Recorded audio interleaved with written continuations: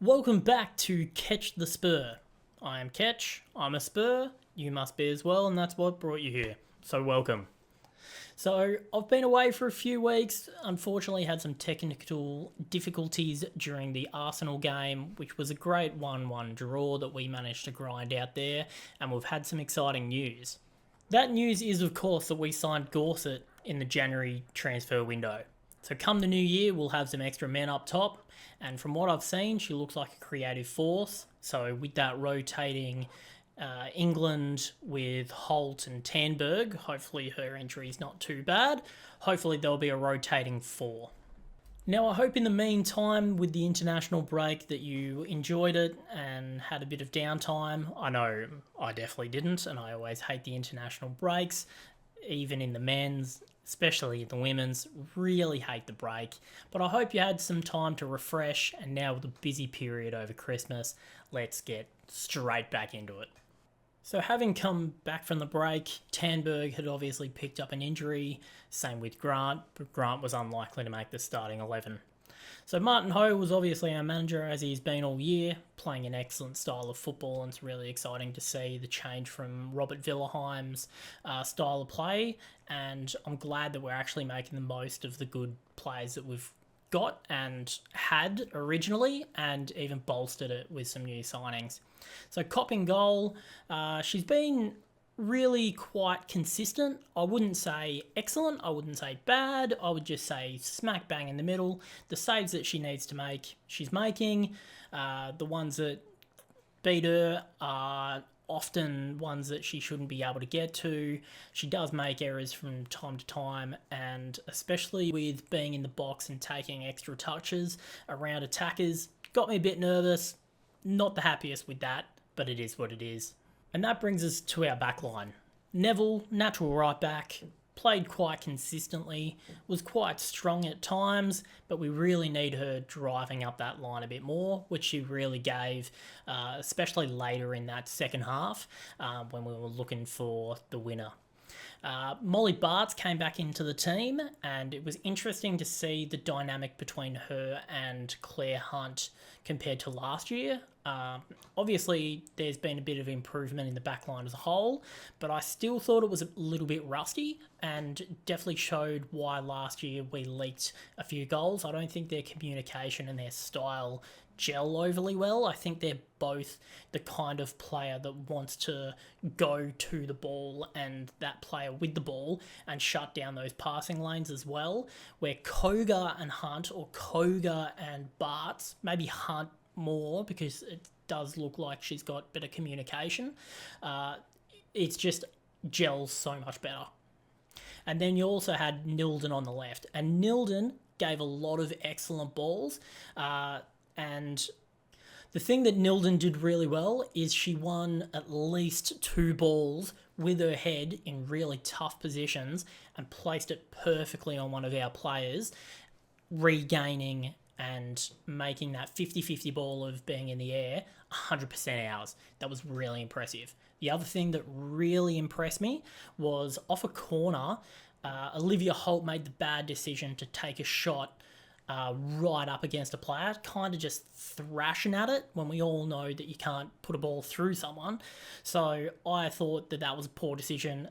It straight away put on a counter-attack, and Nilden comes sliding in, saves our butt. So that was excellent. A really good game from her.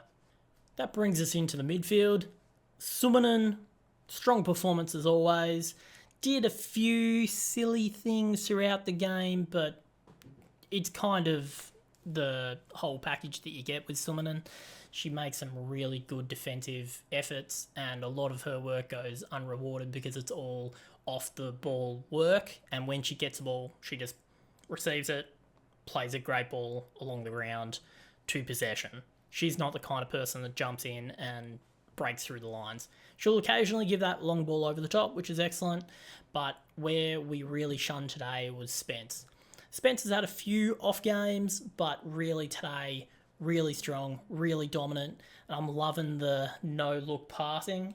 It's something I like to do out on the field, but I don't nail it quite as well. And then you also had Olivia Holt. Olivia Holt will get to the best players later, and she's definitely in that list. Surprise, surprise, just like every week. But she's always so consistently good and usually makes great decisions. So just like the one off the corner, she did thud it into their player, which created a counter-attack. But often she is just such a level head and so composed in front of goal.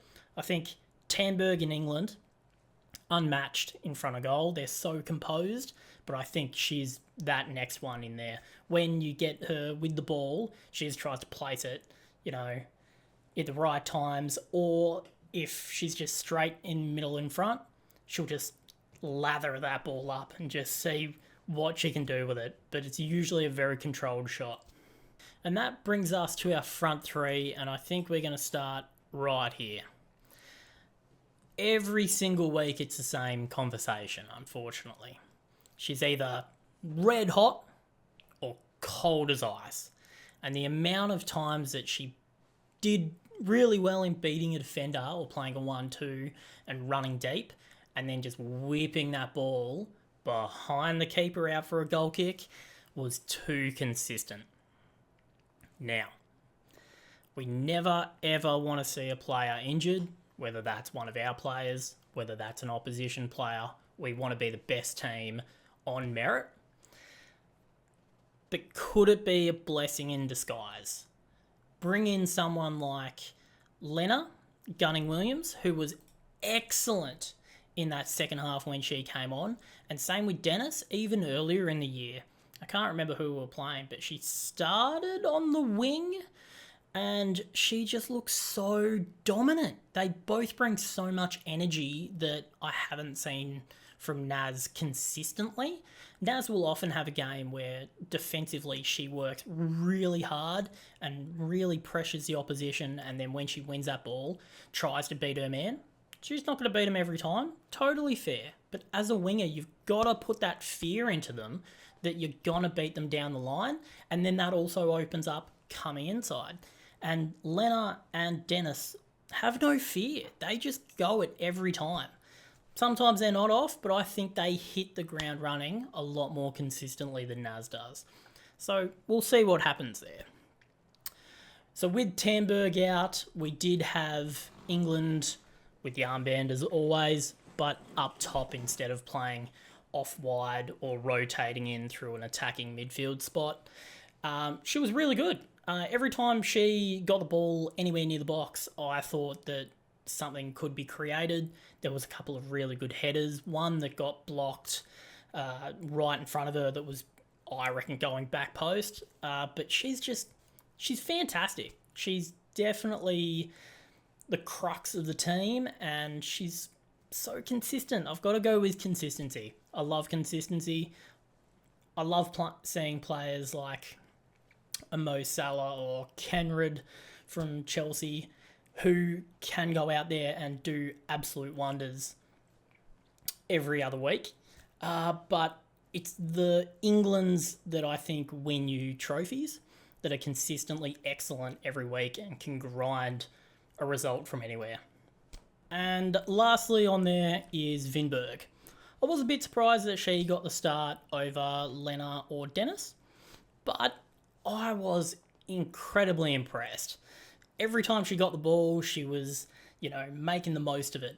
Not giving it away easily, which we did a lot in the first 15 minutes, but she was keeping her defenders under pressure. She was whipping the ball in between her legs, doing step-overs, playing through balls, playing the ball back, making great runs. A great day out. And I know I don't usually cover goals. I like letting you go off and look at your own highlights, because that's a view that someone else should be getting. You should be going back and watching the games, or going to Sky Sports or whoever's your local viewer and watching the extended highlights, the short highlights, just so you can give your own opinions. The three things that were absolutely key behind that Olivia Holt goal. Firstly, Lena being relentless and not going down. Driving that ball to the line, getting absolutely manhandled. stand on her feet, playing a great pass under pressure to Spence. Number 2, Spence with that mischievous no-look pass. It was incredible, especially in that position on the field. You know, when you're looking right and you're playing a cutting ball diagonally left, not dead straight, a little bit diagonal left. Sorry about that. To Olivia Holt. Great pass. It was really well weighted. It threw everyone off except for Holt. And then number 3, the finish. So composed, well placed, belted it. Great goal. And we should have won that game earlier, but for it to come so late and for us to push so hard for so long is definitely something. And that brings us to the top 3. And as I said before, Beth England created so much pressure in that last 10 minutes, putting them on the back foot because she looked so dangerous every time she got the ball. Even when she was making great runs into the box, they had to cover her, which opened up other players. So today, she gets my number 3 spot. Number 2. Number 2 goes to Drew Spence. Incredible work today. She gave quite a few really good no-look passes. She was really breaking the lines. She had so much defensive pressure, holding up players, giving a sneaky pull when it needed to be done. But she looked so dominant both defensively and on the offense that she gets my number 2 spot. And no surprise, number 1, Olivia Holt. She is going to be our best player for many years. Doesn't matter if we get Gossett in, but she is the star and we need to pay her whatever she wants to keep her in our team. Or sell her for Grace Clinton. I love Grace Clinton. But no, on a serious note, she was excellent. She is almost every other game. She pretty much could go down as one of the men of the matches almost every game this year, and I think everybody can say it. She is just a class player, well above the rest, and she creates opportunities. She's very composed. She scores goals, she sets up goals, she beats her player, she opens up other players. She's awesome. That's why she gets my number 1. And lastly, let's just take a very quick look at the ladder. We are sitting 5th, equal points with Arsenal. They do have a much easier fixture this week in Everton, and we do have Manchester United, a much tougher game, but we've seen that Everton can make upsets. Look at what they did to Chelsea this week. Massive upset. Now, it's not going to happen every week, and I think Arsenal are going to be a little bit more switched on, but we have to go out there and play our best style of football, and this is where the money is made. Maybe Martin returning to his old club might give us a little bit of an extra boost. I hope so, but we'll see what happens.